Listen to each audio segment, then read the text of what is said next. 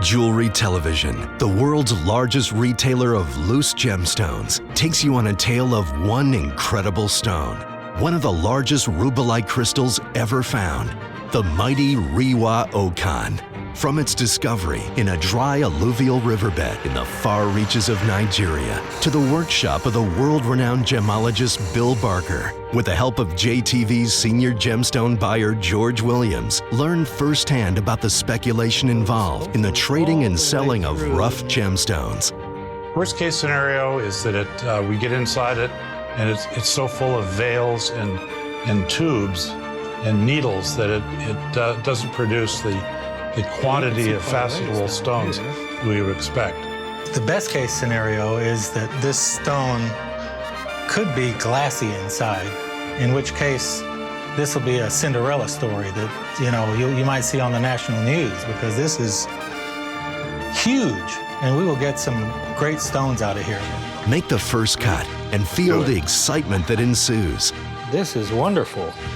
Follow the journey that each stone takes through the process of cutting. Oh, not even ragged. Oh, George, you better renegotiate the whole thing. Sawing, preforming, and for the first time, see how our Swiss master lapidary takes the roughly shaped stone to the splendor and brilliance of the final faceted gemstone. This is the story of the mighty Riwa Okan, part of the Agodi Rubellite jewelry and gemstone collection, only on Jewelry Television and JTV.com.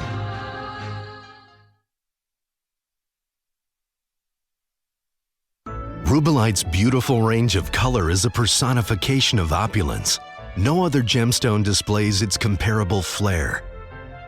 Whispering and passionate pinks to hot fuchsia and suggestive purples, Rubellite affords the perfect romance in splashes of rich reds. Well, Rubellite is a great ruby substitute, which automatically makes it a popular gem.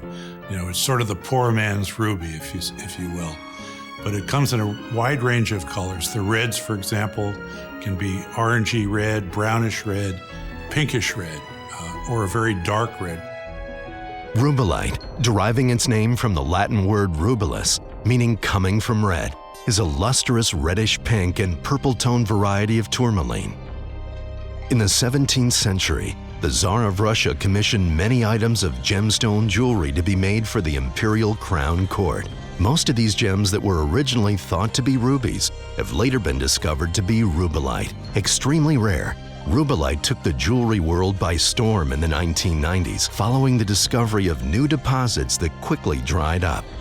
In the early 90s, we had a mining compatriot in Namibia who discovered a huge pocket of tourmaline. It was a pegmatite bubble in the host rock that was as big as a house. In the bottom of this pocket were not only those huge quartz crystals, but also pieces of rubellite, but that too dried up. As much as there was, it was quickly absorbed by the world market. And so then it wasn't until the late 90s and early 2000s that we found this new production from Nigeria, which really came on the market in a big way. The rough was fairly inexpensive, so prices for the cut stones tended to drop too. So it was a terrific buying opportunity for, jewelry television, retail jewelers, private collectors. But over time, that material too has disappeared from the market. With the exception of ruby and red spinel, rubellite is the only other gemstone that occurs in such a rich, dark red color. Similar to emerald, inclusions in rubellite are common. Well, the thing about rubellite that's interesting is that it's got a trace element, manganese, as this solution, the hot, intense solution that comes up through the Earth's surface. As it moves through the host rock, it gathers in any of the material or elements that are in the host rock. And if it's in an area where there's manganese in the ground, it'll pick up some of that manganese, just trace quantities. And that's what produces the pink or red color. Other tourmalines are colored by other trace elements, blues, greens, and yellows even. The presence of iron can produce certain colors. So each production of tourmaline we see from different parts of the world are uniquely different. Tourmaline colors range from colorless to black and everything in between. It's probably the most unique gem in the world as far as variations in hue and tone. It's extremely rare to find a rich colored rubellite that is completely internally clean. The inclusions and veils give each gem their unique character. Rubellites also tend to have more natural inclusions. Regardless, Rubellite is a durable gemstone, well suited for everyday jewelry.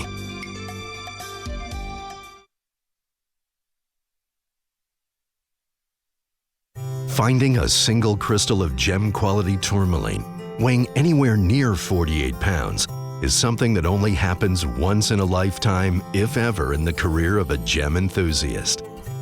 You know, being a buyer for jewelry television is really exciting because we are the biggest colored stone buyers in the world. And, you know, we see a lot of incredible stones, and I have over the years, but this is something very special, very unique that happens once in a lifetime. One of the great things we've discovered, and we've been selling over the last 10 years to jewelry television, is Rubellite from Nigeria.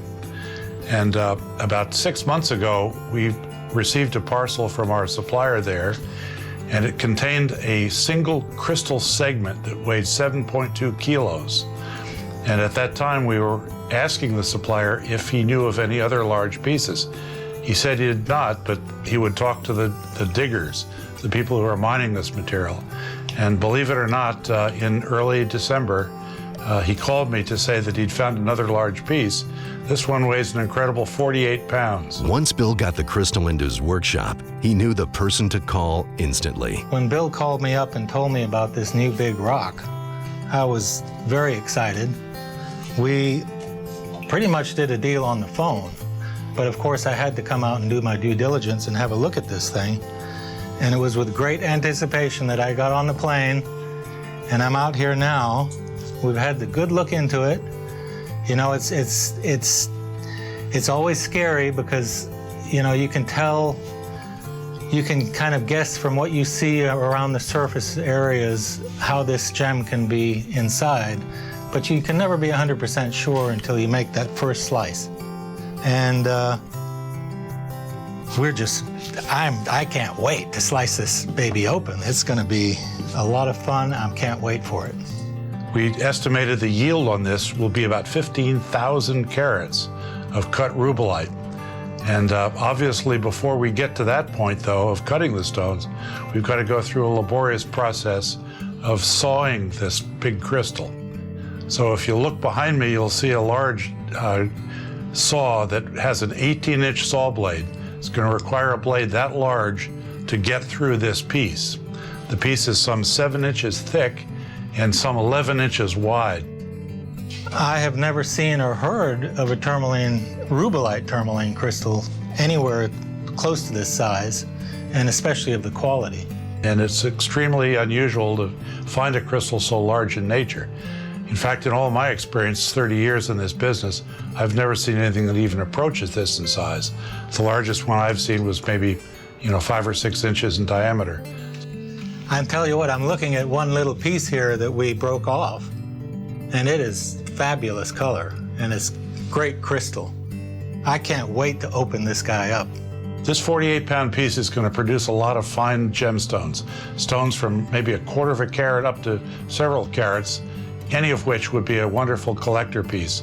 They're going to be very red, and the great thing about this is that unlike many of the stones that are in the market these days, this stone is going to be completely natural. What you see right now is the original form as it came out of the ground.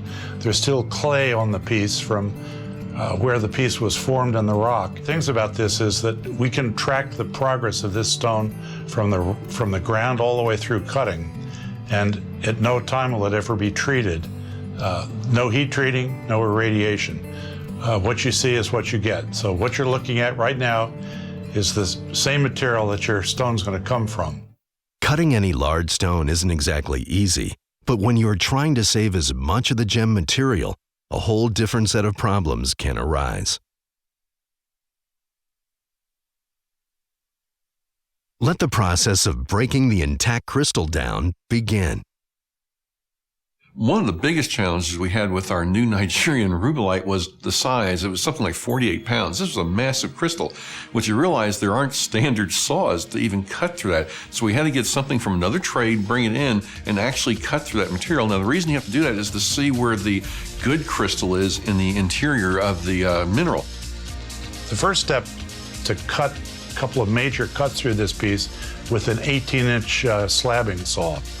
And the next step then would be to take those smaller pieces that we cut out with the slabbing saw and then cut them with a tile saw. That we'd be using a blade that's about 1 millimeter thick. It's got a diamond rim on it and cuts through this material like butter. Then the next step is the pieces that are cut from the tile saw are then put on a trim saw, which has about a 5-inch blade with a paper-thin blade. And we cut those pieces into small blocks of clean material. So the idea is to produce as many blocks of small clean material as we can. And then the process of preforming takes place where the stones are ground into the approximate shape of the finished gemstone. And then, of course, the next step is to facet and polish the stones. So it takes quite a while to go from the base cutting or sawing portion to that finished polished stone that just sparkles in your jewelry. The first cut is the hardest. Step 1, the slab saw. Well, the first saw cut we'll make will be fairly close to the edge, but nonetheless, it's a blind saw cut. So we might be cutting through, gemmy material, which is unfortunate to lose some of that material, but it's just part of the process. In fact, we expect to lose about 85% of this weight to the sawing and grinding and cutting process. Only 15% of this 48 pounds will actually wind up being gemstones. Because the Riwa Okan is so large, unconventional means for making the first cut needs to be used. We actually had to borrow a slabbing saw from a local stonemason. Once the stone is pulled out of the safe, the first step is to add a mixture of lubricating oil and water to the basin in the bottom of the saw. This will keep the blade from locking up or binding in the stone and extend the life of the blade itself. Next up, clamping the rough crystal securely into the slab saw. Yeah. All right. What a monster, huh? So it's all locked in place now with these bar clamps. It's wedged on the bottom so it won't move.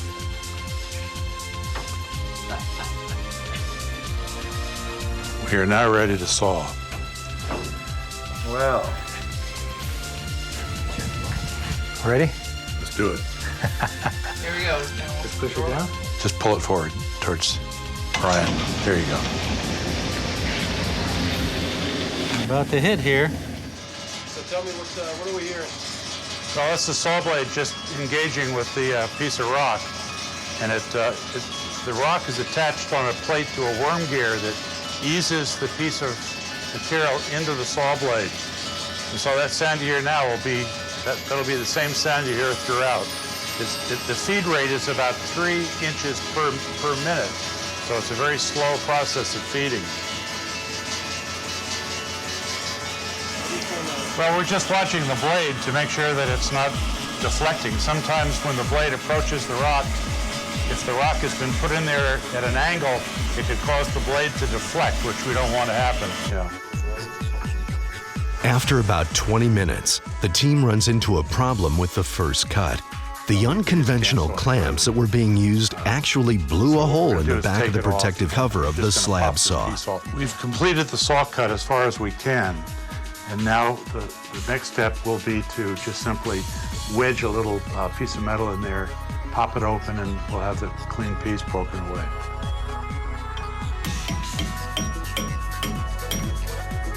Oh, not even ragged. Oh, George, you got to renegotiate the whole thing. Wow. Oh, George. Bill. Son of a gun. That's so much cleaner than I thought it would be. Of course. Look, there's only one area of coalescence right there. My goodness. No, I like the feel of it. big areas that are pretty clean. This is wonderful. This is really wonderful. Look at that. Oh my gosh.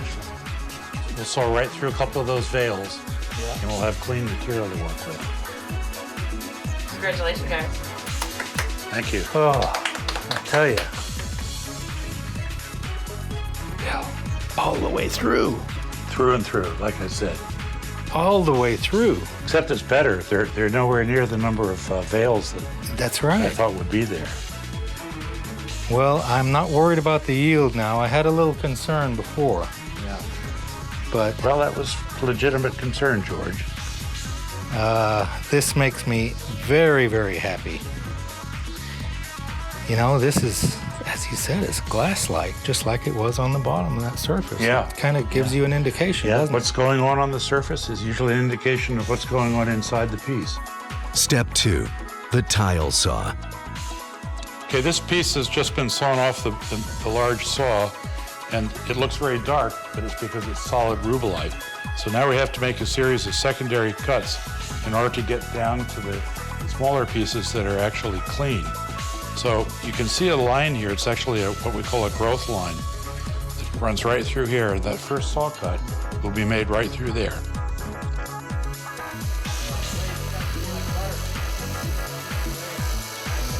So what we're doing now, the saw cuts we're making, we're looking to maximize our yield. Now we're trying to make the best cuts in the best possible places to get the best gemstones possible. And it's a lot of work. Mother Nature is really, really hard to work with sometimes. She doesn't give us nice, clean angles. Before each cut, they evaluate the best strategy to ensure the biggest yield, and then the cutting process continues. Down to the point of making the final cut on the big slab saw, we're going to decide where to cut to save as much material as possible. The blade is about 2 millimeters thick, which means every time it goes through the material, we're losing quite a bit of gem value.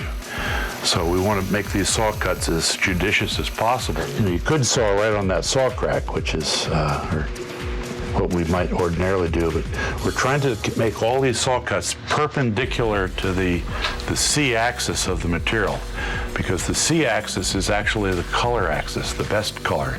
The AB axis, which is the side of the crystal, typically has got a little less color, pure color, than the C-axis, which is perpendicular to the top of the crystal. And this is the top of the crystal right here.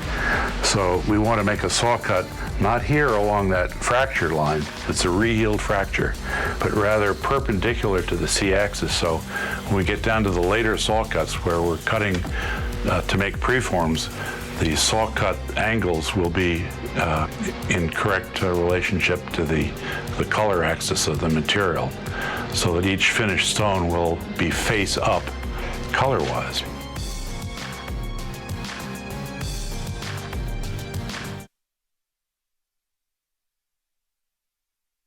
After the large crystal was broken up using the slab and tile saw, the real intricate mastery took place on the trim saw.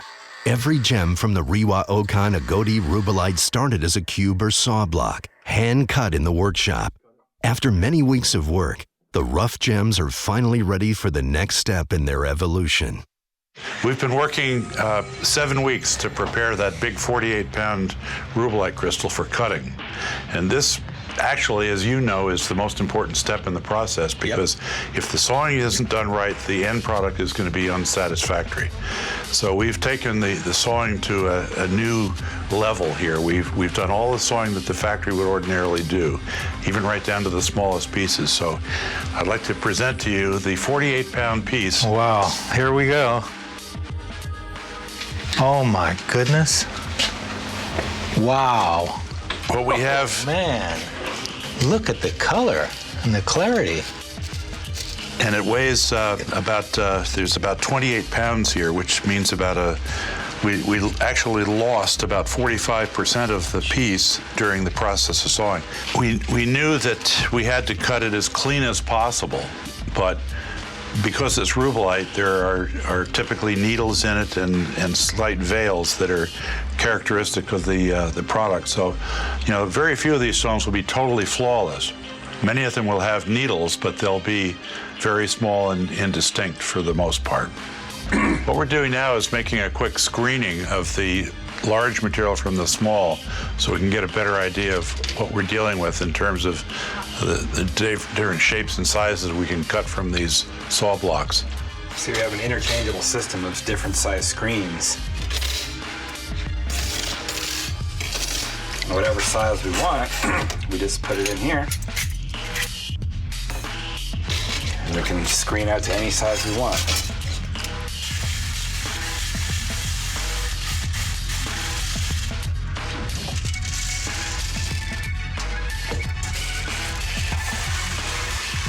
The next step is to screen it all into different sizes so that we can instruct the factory as to what sizes to cut, rather than sending them a whole mixture of large and small sizes. We've done an awful lot of work already, and each piece, has been sawn, taking out the most inclusions, and what we are left with are really going to be not far off of what the calibrated sizes will be, maybe anywhere from 1 to 1.5 millimeters difference. Each piece, it's painstaking work, but it ends up being worth all the effort and time that we put into it, because we're going to get, more consistency in color and clarity, and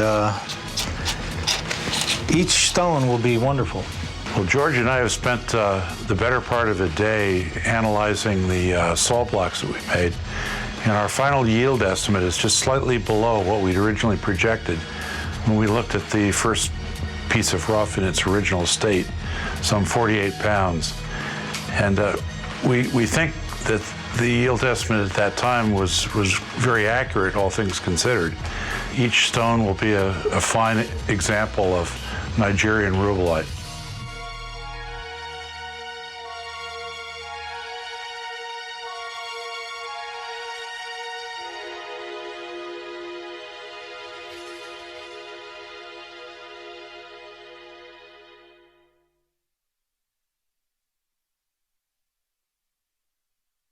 Preforming, grinding the rough-cut block into the approximate shape the final stone will take.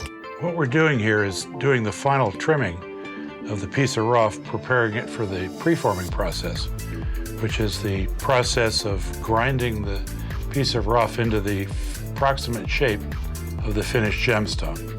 How does the saw cut decide what the final preformed shape will be? Well, I've just made that decision. That's something that the preformer has to make it on his own. It could be any number of different shapes, but the preferred shape is round. So typically we'll cut round stones. That'll be the first choice. So any piece that's square could be cut into a round.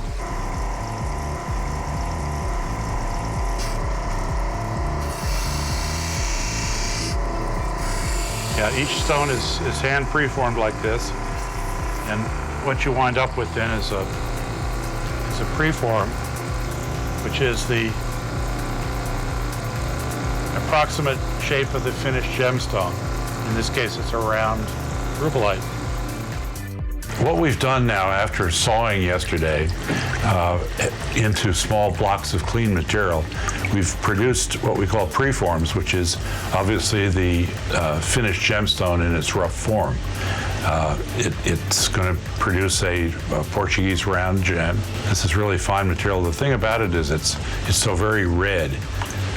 Sometimes rubellite can be over dark or pinkish, but this material is extremely red. Once all of the saw blocks have been pre-formed into the approximate shapes they will take, they are then sent to our master lapidaries. Faceting and polishing is the final step in the process of taking the Riwa Okan Agodi rubellite from its rough form as a 48-pound crystal to its final finished splendor. Stone cutting is really an art that goes back many, many centuries. When you look at the first gemstones that came out of the earth, most of them are too hard for anybody to do anything with, so they used them in crystal form. What you found over a period of time is people figured out ways to cut them and or braid them so they could start putting facets or faces on the stones. And what you find is in this progression, the softer gemstones were first, and then they got harder and harder. Eventually you got to diamonds, which is basically the last gemstone to really be mastered when it comes to cutting. But every lapidary, every cutter has their own secrets that they learn over a period of time to get that really fine polish. And when you see a well-polished stone, it is a true work of art. I'd like to introduce my friend Raphael Leroy. We call him the king of gemstones. He's been cutting gems for 37 years, and he's been cutting for us for what, the last 15 years, maybe 20 years, Raphael. And he does a fine job. He's what we call a master cutter. There are very few of them in the United States, in fact, very few in the world. So Raphael, why don't you show us what your next step is in the process? First, I look at the stone, make sure the stone is clean and beautiful, nice proportion. Then I take the size of the stone, the depth of the stone. That will let me, like this, I will know how wide I should make the stone. And then when I have the correct depth of the stone. Why is cutting or measuring the depth versus the width so important, Raphael? Well, to have a good proportion means the stone will not have a window. If I cut the stone too flat, the stone will have what we call a window, a see-through stones. Or if I cut the stone too deep, then we have a bow tie, which the stone will look too dark. Next, the stone is attached to the dopping stick. After the stone is dopped, it's set in a peg device that is put into a faceting chariot unit, which guides the stone evenly through the process of making the girdle and table to the gem.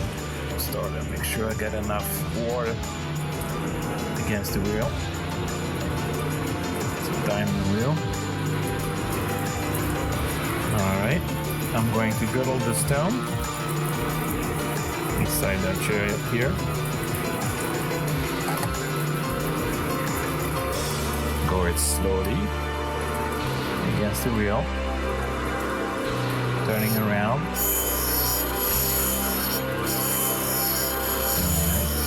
so make sure that the stone is perfectly round. Alright, and I check the size of the stone.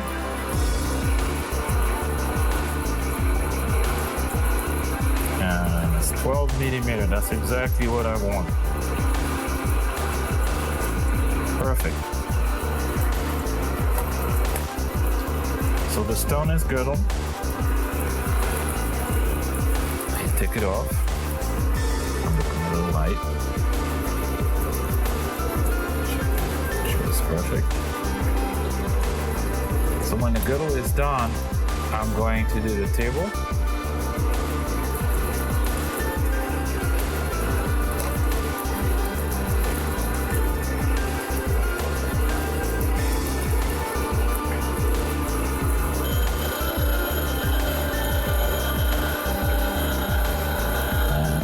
Even, nice and smooth.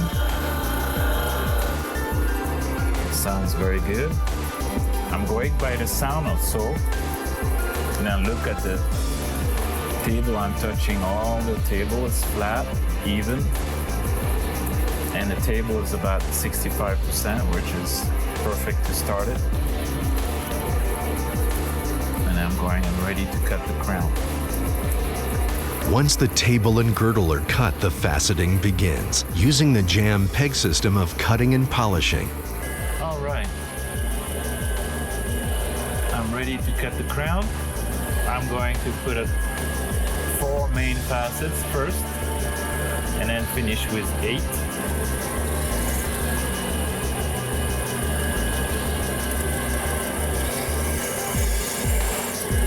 I turn around, you can see I finish 8 even main facets, 40 degrees angle. Nice proportion. Next, the high facets are cut, then the low. I'm going to start to cut my low facet on 7/2.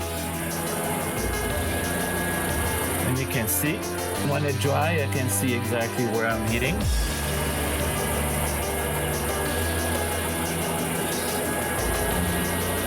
And then once I'm sure my first one is good, I do 8 exactly with the same pressure. So I do 1, 2,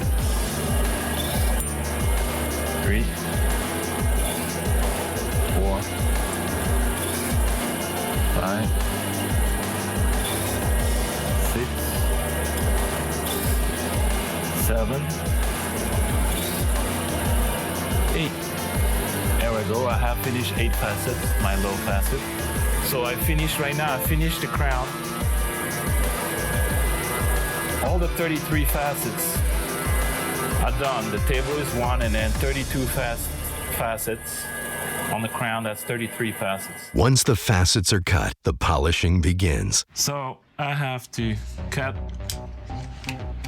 my wheel even like a 1/2 inch or 1 inch. The wheel is scored in order for the diamond powder to stick. It's actually the diamond powder that will bring the gemstone to its full polish.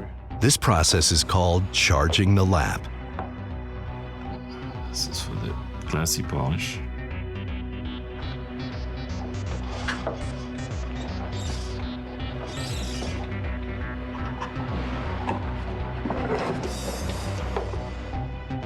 I'm using 1 figure for the glassy polish. I don't want to mix the diamond.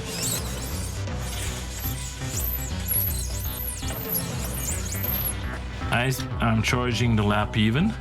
There are actually 2 steps to the polishing process that use different diamond powder grit sizes. The outside of the ring is used for pre-polishing and the inside for the final high gloss finish. The pre-polish.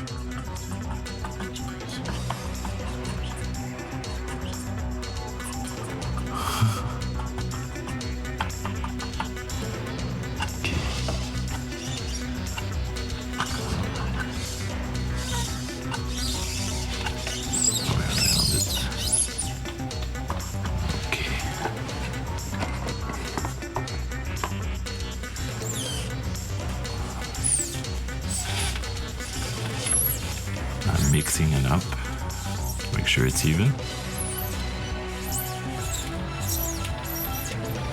You notice that I'm using 2 different fingers, this one for the pre-polish and that one for the glassy polish. Never mixed.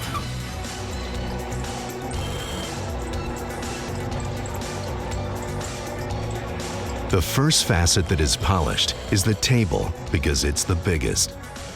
This is the facet that takes the most time because it's the main facet. The table is the big facet.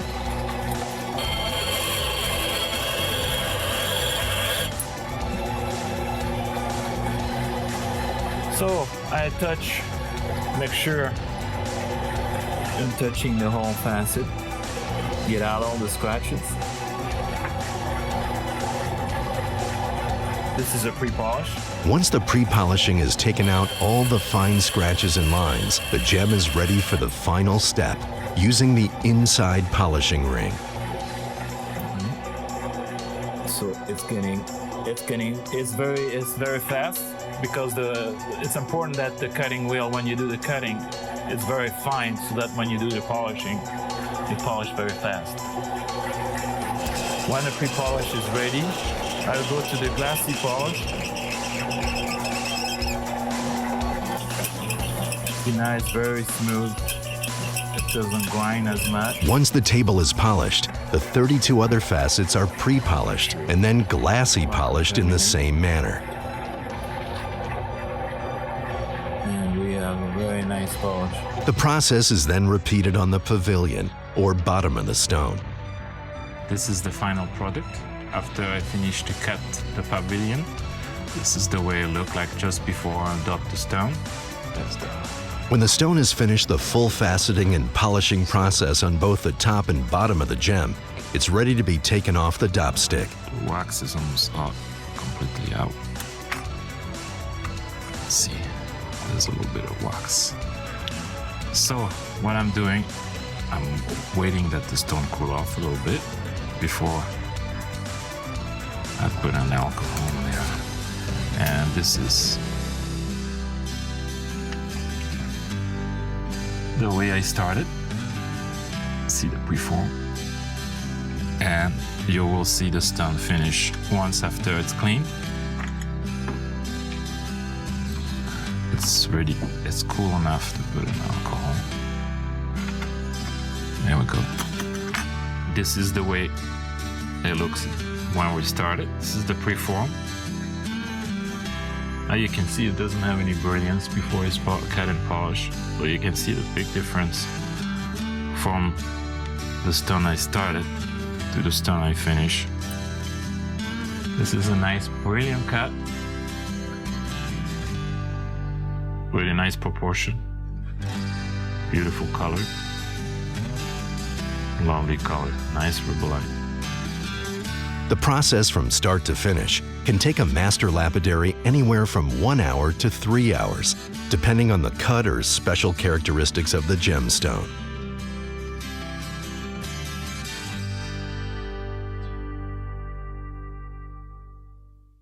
The journey of Riwa Okan is not unlike other gemstones cut by jewelry television lapidaries worldwide. Each follow a similar process from their discovery to the final polish. Gems cut from the Rewa Okan are part of Jewelry Television's beautiful Agodi Rubellite collection. 100% natural, untreated, in colors ranging from pink, fuchsia, to rich reds and everything in between. Agodi Rubellite makes exceptional jewelry or will round out your gemstone collection. But one thing it will not do: last long on the open market. This is the story of one amazing stone, the mighty Riwa Okan, part of the Agodi Rubellite collection on Jewelry Television. Well, yes, the process was just exactly as we'd expected it would be. The only mystery, of course, was what sort of qualities would come out of this big piece, because it was so massive that we couldn't see inside. We could only look on the very surface of the piece to determine what kind of color we had. And it all looked red throughout, so we were very hopeful, of course, and in fact, our expectations have been met. You know, the whole experience of buying this rubellite was wonderful from the first phone call onwards. This is the largest single stone I've ever bought in my life, and it's been a wonderful experience working with professionals, the whole team at JTV and at Barker and Company. It's something I'll always remember. These stones are fabulous. My wife wants me to get her one, and I hope that you will enjoy them as well.